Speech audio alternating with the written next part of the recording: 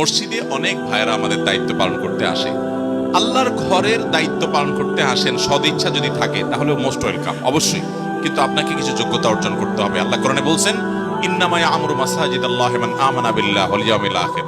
আল্লাহর ঘর আবাদ করবে সেসব লোকেরা যারা আল্লাহর প্রতি ঈমান আনে, আখিরাতের প্রতি বিশ্বাস রাখে। এক, ওয়া আকামাস সালাত, পাঁচ ওয়াক্ত নামাজ আদায় করে, ওয়া আতাজ যাকাত, পয়সা থাকলে যাকাত দেয়, ওয়ালাম ইয়াখশা ইল্লাল্লাহ, আল্লাহ ছাড়া কাউকে পরোয়া করে।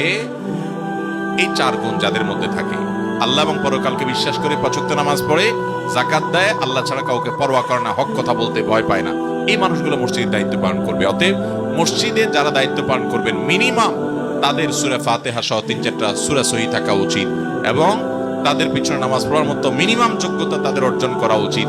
ইমাম সাহেবের ইন্টারভিউ নেওয়া হয় দেশে, মসজিদ কমিটিতে যারা আসবে তাদের ইন্টারভিউ নেওয়া হয় না। পয়সা নেয় না বলেই কি ইন্টারভিউ নিবেন না?